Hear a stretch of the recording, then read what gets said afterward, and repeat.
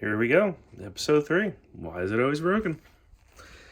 We're going to find out why it's always broken. Actually, we're not going to find out. We're just going to deal with why it's always broken. Okay, I was merging onto I-95 in the beautiful, terrible state of Delaware. And this decided to break. Again, don't buy these. They're overpriced. They're too fucking heavy and flimsy.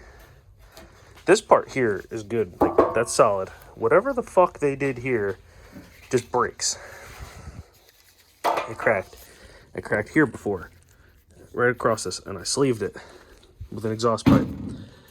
And we're going to do the same thing again. We're going to sleeve it. We're going to weld it, sleeve it. And you can see that weld's a little shit. But it cracked right along there again. So we're going to booger this up. We're going to buzz it with the welder over here.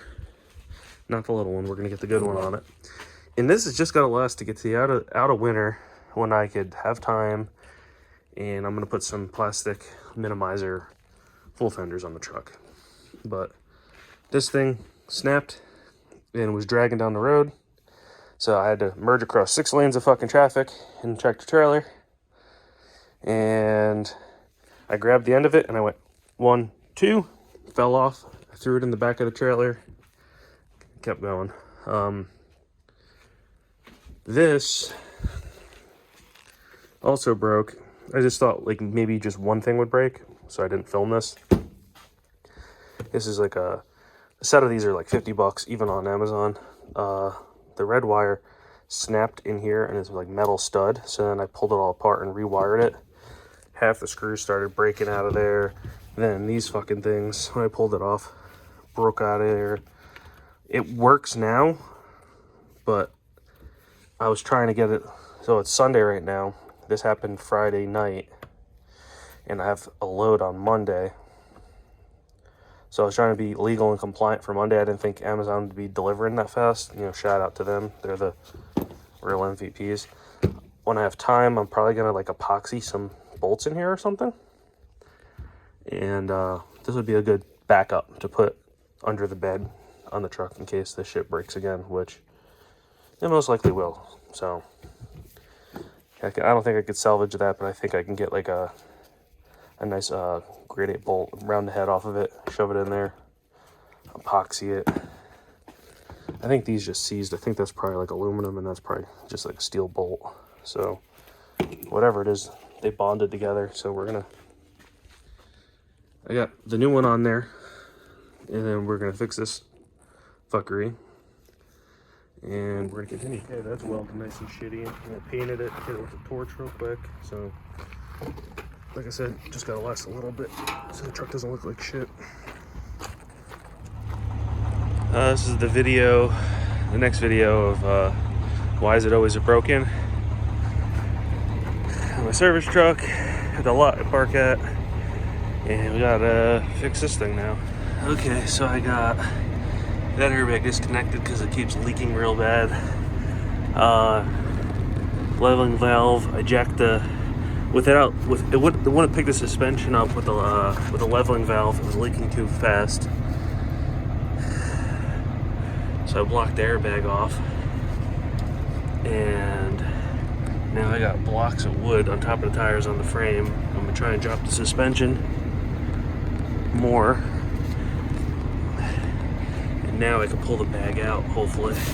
I'm not gonna film too much on this. I'm kind of out of breath right now. I'm trying to get this done. I have to be in Ohio tomorrow.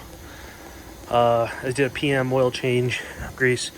Noticed the top radiator hose had a bubble in it, kind of like a tire when it has a broken band in it or something like that. So I'm draining the coolant off the top. I just went to Advanced Auto, sucking it out. This is so soft, it's not even funny. This right here, no bullshit, was out over an inch. So I'm gonna loosen that up, suck more out, cut the hose to length, and give her help. Okay, so let me pull these out of here. Okay, so this is the first airbag I changed.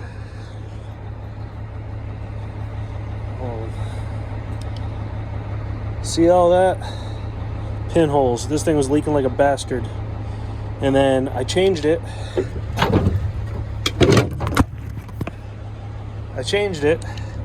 And the other side started leaking. Don't mind the fittings, I had to cut them. It was the fastest way to do it. They were rotten solid. But you can see there's a pinhole here. Over here, underneath this rust flap, it was leaking. These are $75 a piece. Let's go under. This side has the leveling valve. It's all tight. Airline's tight. There's a bolt on the inside. And there. And there. And then on the bottom, what a pain in the ass. This one was leaking so damn bad that it wouldn't come off the stops. And then when it did, it couldn't pick it up. I had a heavy load in here on Friday. It wouldn't pick it up. Oh no, what day was that? Had a heavy load in here on Wednesday. Wouldn't pick it up. I got a bag on Thursday, put it in, did a load Friday with a different trailer, and I went back around, grabbed another bag because this one was leaking. This one wasn't leaking as bad. It would come up off the stops. It would do what it was supposed to do, but it was leaking real bad. Before, this was leaking so bad that, like, say you had to slide your tandems back and you bump the dock. And so you bump a dock, you slide the tandems back, it loads you. You'd have to push the red valve in on the truck and wait for the entire system to fill up. It would dump everything out of it before, because this has an air slide on it, so you couldn't slide it. It was dangerous. So this is good. It needs grease. I'll do that. I'm gonna bring the grease gun with me. Going out to Ohio and then straight up to Maine. I got my service truck here. Tractor is greased and maintained and oil changed, and I fixed the rad hose. Bags in this. It's like 9 o'clock now. I'm gonna go home, change, go to sleep, clean up, go to sleep, and go trucking.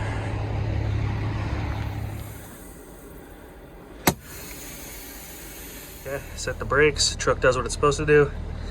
Set the stops back on there, and if I push the brake in, stops come off, fill the suspension, and keep doing its thing. All right, this project's done. The power went off in the shed here when we were getting a new roof. They hit the cord, and the tender came off and it wrecked the battery. It's 2023. This battery's from 2015, so I guess it's probably time for it, but I wanted to check everything. And I found Mickey Mouse's House of Fucking Fun. Look at it all in there. I swear to God, if they touch any wires, I'm gonna kill them. Oh, they were chewing. Yep, they were chewing all right. Well, the starter's clicking, which I thought was a dead battery, but it might not actually be a dead battery. That's the ground.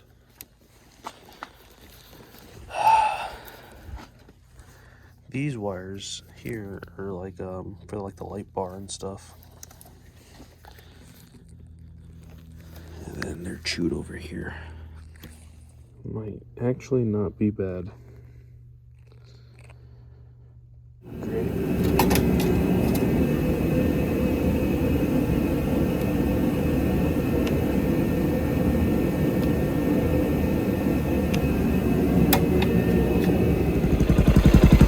There it was, the battery. So I don't feel so bad about buying a new one. I tested it, it came up bad, then it came up good, and then it came up okay, then good. So I don't fucking know. I guess it's beat. It's old. Got AGM there.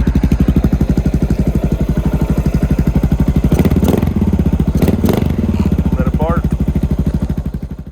So I'm trying to clean up the wires. I touched this when I took the tape off. Fell apart. I don't use those kind of connectors anymore. This one's no good, so I'm gonna redo this. Like I said, this was 7-8 years ago. This is before I knew how to make better connections. Some heat shrink on there. I'm gonna throw some tape. It'll be good as new. All right, heat shrunk, taped up, nice and clean. Same here. This main wire. We just used the copper was fine, so I just put some of that brush on tape and then some actual tape on there, and that's fine. And we're gonna clean up that mess. Oh, pre-filter, garbage. This filter seems fine, just got shit in it. I have a K&N kit. You can see they were chewing. To clean that and oil it, so we'll do that. Okay, battery's in. All the wires are cleaned up. This is a little messy. This is cleaned up. Right now, the filter's out of it. It will start and run not well because there's no filter and the side of the air box is open. It's not jetted for this, it's jetted to run that way. But, get light, high beam, left turn signal, right turn signal. Let's, brake light. I don't know what else is on here. The starter's working. Okay, those are on. Yeah, let's clean the air filter. I have the air filter oil there after we clean it and dry it, and then air filter cleaner. This one's a little crusty, but same thing. Found this at like a garage sale like 10 years ago, so it comes in handy. So let's clean that filter. Sprayed that, let it sit for 10 minutes. Oh yeah. She's running right out of there. Next day, we got a dry filter. We're gonna give her a little bit of oil. A little how you doing? Shove this back in there and see what goes on. All right, we got the filter back in. Judging by the marks on that foot that holds the filter in, I've been putting it backwards for years and I was wondering why it was so hard to get the filter to stay tight. But that's the reason why. So that's another issue fixed. Let's draw the seat and everything else on it.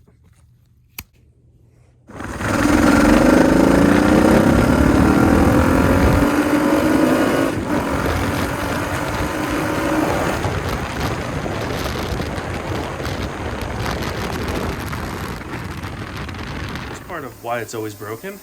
Yeah, my plasma cutter went out a few months back. I have another video on that, and I got a replacement fixed. That's how you fix the plasma cutter. A cheap Chinese one, just get a cheaper Chinese one. Solution to the cheap Chinese junk called Eastwood: buy an even cheaper one. If you're getting ready, buy something that's less quality, might as well just get the cheapest option. So we're gonna see how this works.